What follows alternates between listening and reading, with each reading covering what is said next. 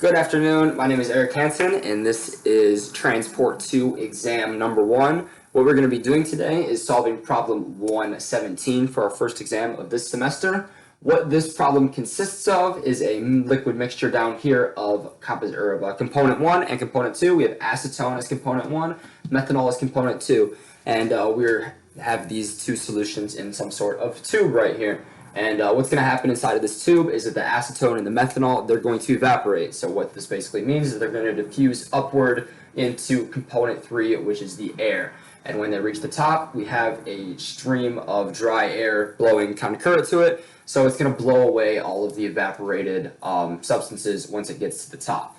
So what we want to do today is to calculate the molar flux of component 1 and the molar flux of component 2 as they're evaporating up. And then as well as that, we want to create composition profiles for any point at Z right here. So what that would basically mean is we're just going to look for the different molar concentrations at any point of Z. So we're going to code that out later. We'll have a nice little graph showing the different molar compositions at any Z. But to get started with this, we're going to have to do some scaling. And to also get started with this, we have our Stefan-Maxwell equations. What these equations are going to be instrumental into solving our differential equations that we want to find. However, in order to get to all the coding part and solving it with a root solver and an initial value problem solver, we need to make guesses so we can find the order of magnitude that our differential equation is going to be in. And to do that first, we have to start scaling. So let's get started with that. So the first thing we have to do, scaling. We're going to scale using our Stefan-Maxwell equations. But first, I want to create a new variable called eta. This is an eta, and what this eta is I call it kind of like the ratio of how far up the tube you are. So we're going to have Z over delta, delta representing the top of the tube. And so what I mean by the ratio of how far up the tube you are is that you're basically just dividing Z, how far up you are, divided by the maximum amount. It's going to be 0 to 1. It's basically a percentage of how far up the tube you are is how I like to look at it.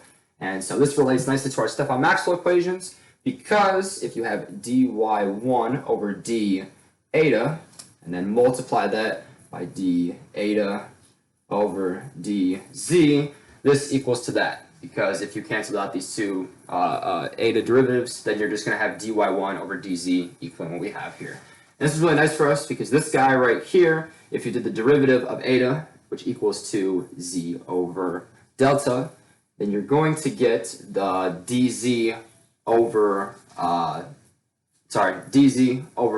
delta, and then on top, and then the dz on top is going to cancel out with the dz on the bottom. So when you do this out, when you simplify that, we're going to have dy1 from before over d eta multiplied by 1 over delta, because those dz's are going to cancel out, you know. So this is really nice, and we're going to use that later. But I also want to introduce something else, f of 1 and 2, and this relates to the diffusion constant of 1 and 2 in this case, times the concentration, and this is all over delta. And this also checks out for f2, 3, and f1, 3. The diffusion constant would just be 1, 3, and 2, 3, and 1, 3 respectively. So what this means is that we can kind of transfer these into our Stefan-Maxwell equation. I'll do that in a second. Alright, so let's put our new equations that we got with the introduction of eta and the introduction of f1 and 2. Let's put these guys into our Stefan-Maxwell equations so that we can properly scale this. And I just want to make a note real quick that because air is flowing across the top, it's not diffusing down. So our molar flux of N3, hypothetically, would be 0. So you don't really have to worry about this part here. But when we substitute dy1 over dz in for what we have with the introduction of eta, we're going to get dy1 over d eta.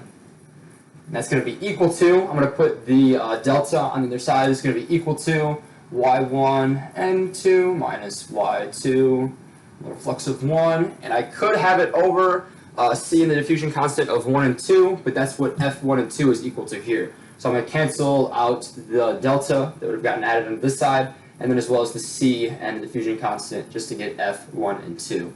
So this is the important guy here. This is what we're going to use. This is the scale of Stefan-Maxwell equations, and this is what we're going to use to find an order of magnitude so that we can plug in our differential equations properly in the next part. So in order to find our order of magnitude, we first have to find F1 and 2, and F1 and 2 is equal to the concentration, and the concentration is equal to pressure over the R constant, the R gas constant, times T. And lucky for us, the pressure, R is always given to us, and T, it's all given to us, and the pressure is about 10 to the 5th over 8 times about 300. So I'm going to substitute those two into here, 10 to the 5th over about 10 to the 3rd. That's going to be times, the diffusion constant for 1 and 2 for gases is just a regular constant. It's going to be 10 to the negative 5th, causing these two to cancel out, over 1, because we had delta set at 1 at the very top. So over 1. So F1 and 2 is going to be equal to 10 to the 3rd. That's important because when we plug it into here, we have dy1 is 1 over d eta. Eta we set to 1, so that's also going to be 1, is equal to y1 is 1 times n2, that's what we're trying to solve for, minus y2 is also 1 times n1, and that's going to be all over 10 to the 3rd. So basically we have 1 equals n2 minus molar flux of 1 over 10 to the 3rd. So what this essentially means is that for this all to equal out, the order of magnitude that n1 and n2 have to be in, so n1 and n2 have to be about 10 to the 3rd. So this is our initial guess. This is our order of magnitude for n1 and n2. So we're going to use this when we plug it into our differential equations when I code it out in a second. Good afternoon, guys. This is the coding part of our exam. This is problem 1.17. I just did all of the work on the whiteboard. Considering our scaling of our Stefan-Maxwell equations, we got an order of magnitude of 10 to the negative 3rd. I made a little correction. I did not mean to say 10 to the 3rd with our guesses for N1 and N2, our molar fluxes.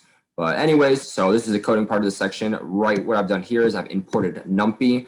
Or NumPy. That's a really handy equation solver. It brings in a lot of different ways to solve equations, and it's something that we're going to be using here. From NumPy, we can have this SciPy optimize import root. That basically means that we're importing a root solver, which we're going to be using at the end of this problem to try to optimize and find what our molar fluxes for components 1 and 2 are. I also have SciPy for integrate to solve our initial value problem. This initial value problem is based on the scaled Stefan-Maxwell equation that I just previously did on the whiteboard.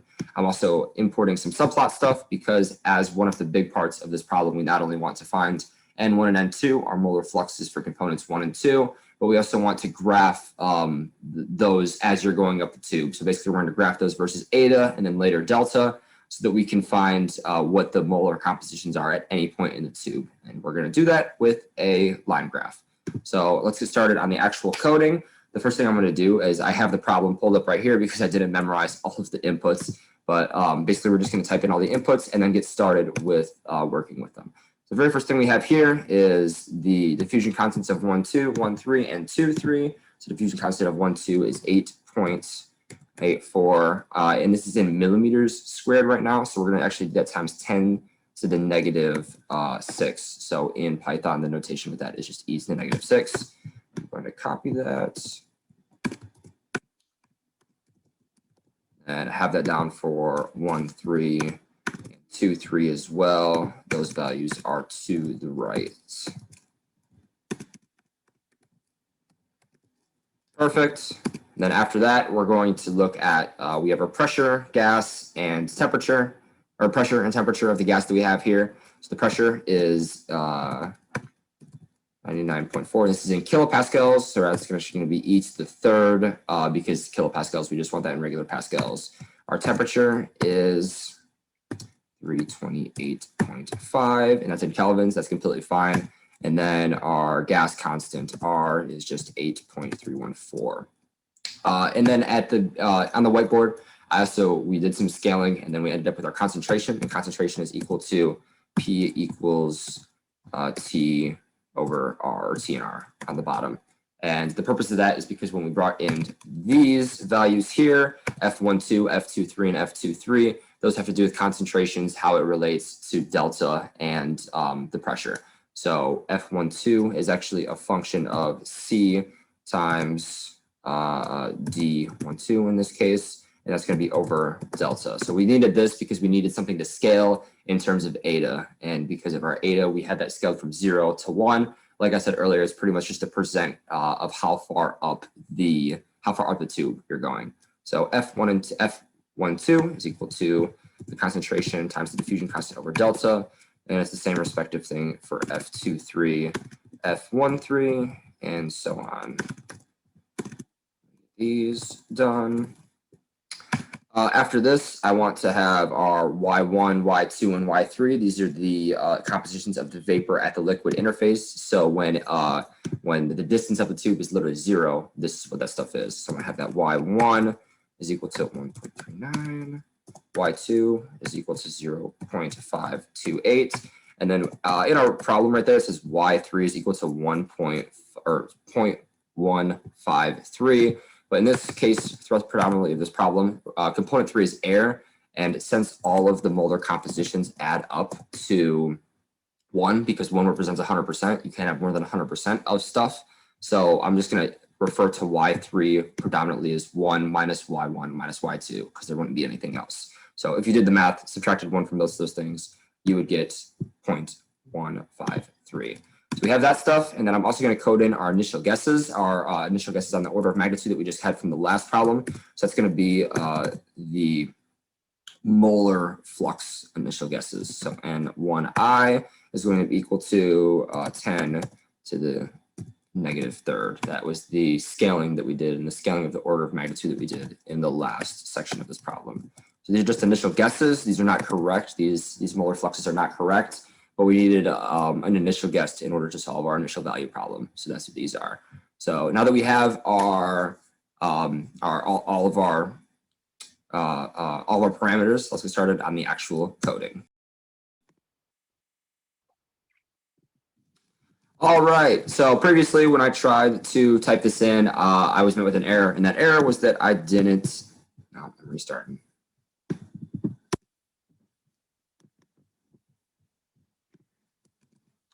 Perfect. So there's a problem when I shift clicked it here, and that shift click was the problem that I came up with an unknown variable. And what that basically meant was that I forgot to define delta.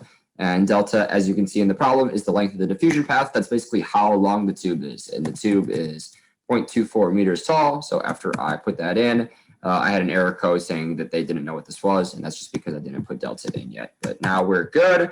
And now we can move on to defining what our actual equations are. In our actual equation, the function that we're going to be used here, I'm going to define that as dy in terms of eta and the molar composition itself.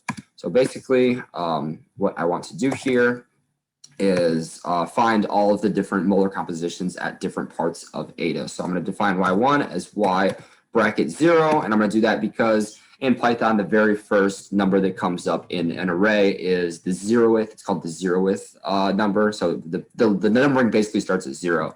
And so I don't make any mistakes. I'm going to call that y1, and then y2 I'm going to put as brackets y1. y3, I could make it another array and then run through another Stefan-Maxwell equation with component 3. Or I can just keep things consistent like I did earlier. And since all molar compositions have to add up to 1, I can make y3 y1 minus y2. So that's very nice. And what we want to return are the Stefan-Maxwell equations in the form of a double array. So we're going to have the first value of an array be y1, and then the second value of the array be y2. So basically what we have to do is plug in the Stefan-Maxwell equations, and I'm going to put these on the screen here, but I'm also going to look off to my right on the whiteboard just to make sure that I have these correct. So I'm going to return these values as an array. And this array is going to, I've got to make sure I get these parentheses right because there are a lot of them. So y1 minus n2, it's going to be n2 times, or y2 times n1. And that's going to be over the f1 and 2 because these are the scaled equations that we did earlier. So remember, instead of having the concentrations and the diffusion constant on the bottom, it's just going to be F1 and 2. And that's going to be minus, it's going to be so this was part 1, 2. There's going to be also the part 1, 3. If you notice, I'm going to leave out the part that has to do with N3 on this side, and that's because N3 is the molar flux of component 3, and that, like I mentioned earlier on the whiteboard, is 0. So I'm going to leave that part out. So we're going to be left with N3, or the molar composition of 3, times the diffusion flux of N1. And it's going to be in parentheses, gotta get these right, divided by F13. So that's going to be for... Sorry, I gotta make sure I get these brackets and parentheses right. So that's gonna be basically the molar diffuse, or that's gonna be the molar composition values for component 1. So now let's do component 2. It's gonna be Y2 times N1 minus, forgot a parentheses, minus Y1 times N2. And that's going to be, in the parentheses, over F12 minus parentheses Y3 times N2, and then divided by F23. Correct? Does that look good? Looks good to me. Perfect. I'm actually going to separate these up so I can get these all on one screen. But perfect, that looks like a perfect returnable value. I'm going to shift click just to make sure, and there's no errors. You'd love to see it. So now we're going to, so basically this dy is now basically defined by that array, and that array is based on what we have here. So that's all fine and dandy. So now I'm going to try to solve our IVP, and we're going to solve our IVP by using the IVP solve function that we had up here earlier that I imported. So in order to solve this IVP, we're going to be met with a bunch of things we have to fulfill. The very first one is that function. So we have the dy, and then that's going to be the function that we're using. The span is 0 to 1 because we're in terms of eta, and in terms of eta, we're going from 0 to the very top of the thing of 1. So 1 and 0. Next thing that we have to do are y0. These are our initial guesses. So they're not initial guesses. This is what the conditions are at 0. So it's just going to be y1 and y2. So it's going to be 0.319 and parentheses 0.539 and or 0.139 and 0.528 because these are initial conditions. So when eta is 0, the molar composition of 1 is what we had here, and the molar composition of 2 is what we have here. And these are our initial conditions set in the problem. Next thing we have to do is the method. And the method, this is basically just a method of solving this IVP, and there's a lot of different ways that you can solve these differential equations, but my professor tends to like the residue method, so we're just going to use that one. And the next thing is we have to have our dense output, and that is going to be equal to true. So this should return an IVP, and we got an error, which is what I actually wanted because this error states that N2 is not defined. See, there's N2, that's the molar diffusive flux. And remember, we did not know what this was. So this is where our guesses come in handy because we have N1I. These are our initial guesses. These are not correct by any means, but we needed to have something. So we had to do the order of magnitude, and that was on the whiteboard. And we needed to kind of get in the ballpark where it's going to be at. So I'm going to make N1 equal to N1I for now. That's our initial guess. And N2 equal to N2I. So now when we type this in, it should work. I might have messed up some parentheses here.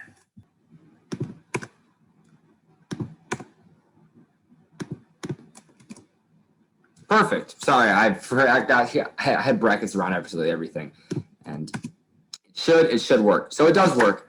After including our variables n1 and n2 here, our integration does work. So we have all of this stuff right here, and basically the only thing that we care about is the solution. So we have this little script right here. That's our solution. I'm going to type out what the solution is. So actually we have to define this first. So our results is going to be equal to that. We have to define it as a variable so now that we can use it in our problems. So results, the solution, because we're looking for sol here. Let's go for component 0, or let's go for 1. Shift click. Perfect. So actually we're going to go for 0 first. So perfect. So this comes up with at this number of eta. So at eta equals 0. What are the molar compositions at that point? So based on our initial guesses, our initial points, our initial point would be 0, which makes sense because this is what we have right here. These are our initial molar fluxes, our initial molar compositions, and that does make sense because when eta is 0, that's what we typed in. That's what the initial parts were. So the problem is that when we do it for 1, we already know what it is. So at 1, where that's where y3 takes up the predominantly, it's everything. Y1 and Y2 are 0 because it's not diffusing all the way up to the top. There's that stream of wind blowing over the tube. So basically when Y1 or when eta equals 1, we should get 0. But since our guesses were wrong, we get these insane numbers that are no way in fact possible. So what we need to do is to import a root solver in order to solve for when n1 and n2, when n1 and n2 are when eta is when at eta is 1, the values of y1 and y2 are 0. So in order to do that, we're going to define another equation as the flux solver. That's going to be in terms of n. And we're going to move all of this, actually, inside this guy. Delete these up.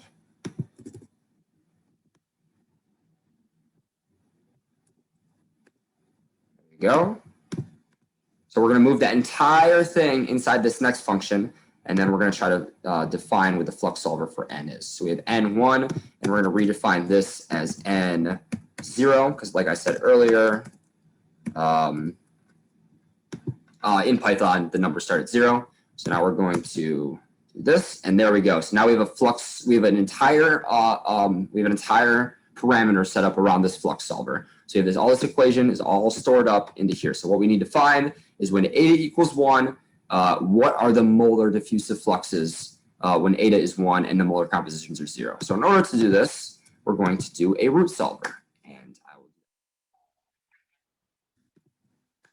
Perfect. So now we have a function here where we're going to try to solve for our flux. And what this basically means is that at eta, which is going to equal to 1, because I'm going to return this value here, because this is the eta that we're looking for. We're looking for the eta at 1 because at the top of the tube, the molar composition of components 1 and 2 are 0. So what do we use when we're looking for something going to 0? We're going to use a root solver. And lucky for us, we imported one earlier. So we're going to find our actual fluxes.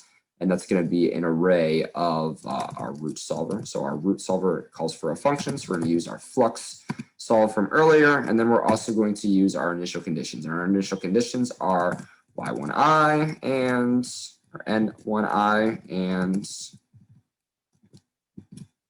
maybe n2i. So we have those there. Now when we return this, I'm going to type in the flux at x, and basically what this means is that perfect, this is what we were looking for.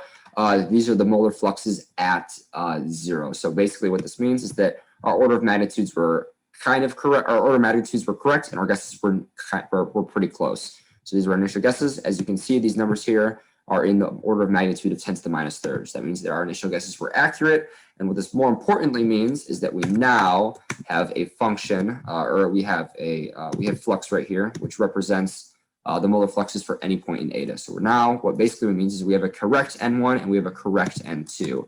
So I'm going to set n1 equal to the flux of x at 0, because that's going to be the very first one that just came up. Remember, we have flux at x. That's an array. So if we have flux x at 0, it's going to be the very first number that comes up. So that represents the molar flux of n1, composition or component 1. And then we're going to have n2, which is going to be equal to flux of x at the first position, which is going to be the second one. It's going to be represented by the second number in that array. So we have those two. And then basically what we're going to do is I'm just going to shove it all into this. These represent our equations from earlier. And we're just going to basically shove it all into here because these are our Stefan-Maxwell equations from earlier. And since nothing is changing and now we pretty much just have the correct n1 and n2 values, it should spit out the correct, it'll give us a correct array for components 1 and 2. Let's move those over and then go ahead and try that out. So now we have finally we have a function in terms of eta and the molar compositions with our correct molar fluxes. So this is big because now this means that we can plot our molar compositions and everything will be finished. Perfect. So before we create our nice little graphs for our molar compositions over eta/delta, I want to make sure that our molar compositions at the tippy top are going to be 0. So basically, we're going to create a mole fraction. We're going to define our mole fraction as, again, solving this IVP. So we're just going to copy the same one from earlier. It's going to be the same initial value problem. So we're going to copy our same initial value problem using the same methods and everything like that. And then that should give us our mole fractions at any point of eta. So if we're looking for example, our solution at 1, this is going to be what are the molar compositions in the formative array at the very tippy top. So it should be 0.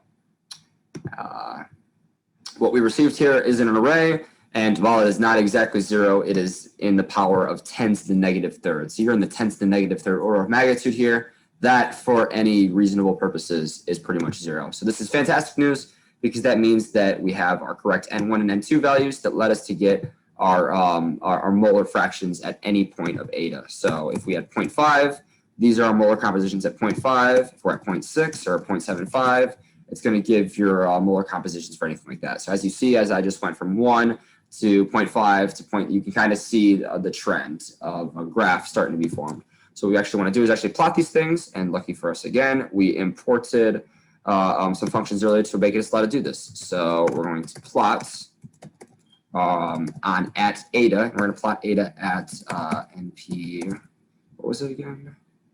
np line space. And this is going to be basically what we're doing here is we're just creating our axes. So for our first axis here, we want to go from 0 to 1, and we're going to have 51 iterations of this. So it's going to go through and create an array of 51 values, and for each of these values, molar fractions are going to be satisfied with these plots. So now we want to,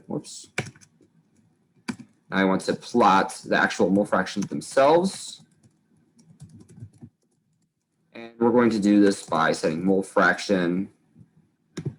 That's going to be the solutions of those, and then we're going to plug them into plot ETA. So basically what this is going to do is for, like I said, each ETA plot, or each, I keep saying EDA, for each eta plot, it's going to go through and plug in each of those values. So there's going to be 51 iterations from 0 to 1. So it's going to go through and hit for every single one of those numbers that are created. It's going to find the molar compositions of those, and then those are going to be graphed. So I'm going to create the figure by making subplots. That is the function that we pulled in earlier using plotly. So we're going to make those subplots, and we're just going to go from 1 to 1. And then in figure, we're going to add a trace. And what this trace is that we're going to add a scatter plot.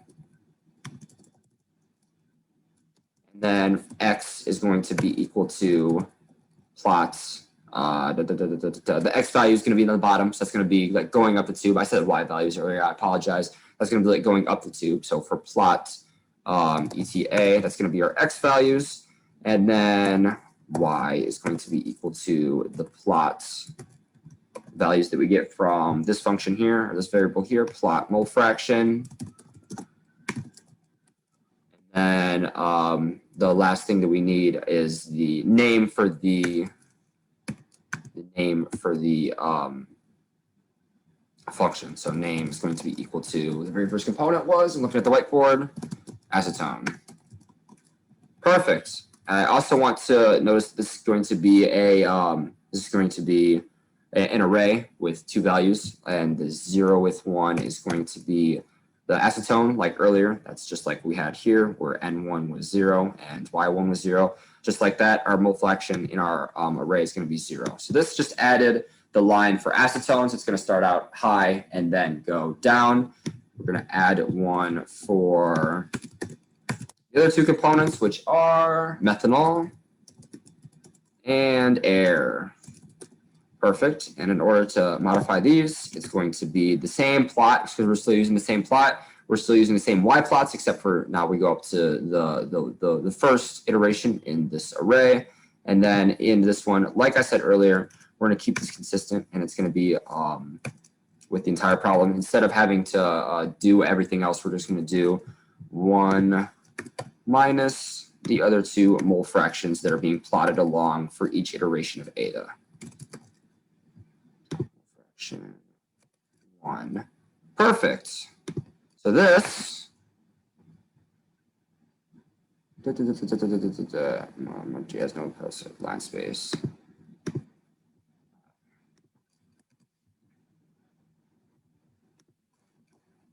Oops. Did I make a typo? Yes, this one. Did I even need it in there? I believe I didn't need it in there. This should give us, perfect, isn't this lovely? This should give us our graph. So as you can see, we have a little interactive graph here for methanol. Everything goes down to 0, which is exactly what we wanted. And then for air, everything goes up to 1, which is exactly what we wanted. As you can see here are our initial conditions, 0.153. That's what we had at the very, very beginning up here. 0.153 would have been if I didn't subtract it. We have 0.319 and 0.528. 0.528, 0.319. Fantastic. So as you can see, based on our correct now molar flux values, with everything in this system, here are the molar compositions for at any point. So at the midpoint, it is now predominantly air, and then a little bit of methanol, and then some acetone. So now what this allows you to do is look at any point in our tube and figure out where everything is. But wait, we're still not finished yet, because right now we have it in 0 to 1. So what this basically means is we're still in terms of eta. So we now have to descale, basically undo what I did at the whiteboard earlier, and go back to in terms of meters. So basically all we have to do for this is just multiply the plot ETA times delta, because that's what you used to scale earlier. So obviously this will work because delta is the longest point of the tube. The longest point of the tube is 0.24. And if you're going to times 1 times 0.24, it's still going to be the length of the tube. So like I said, the eta was, like I've said several times, eta is basically the percent of how up the tube you are. And then delta is the actual length of the tube itself. So when I do this again, our now x-axis is corrected to where our final point would be 0.24. So this is fantastic because this means that our composition profiles have been created. We have now know the initial values of the molar flux of all the components, and that means that this problem is solved. So I hope I could help you guys out with this, and have a great day.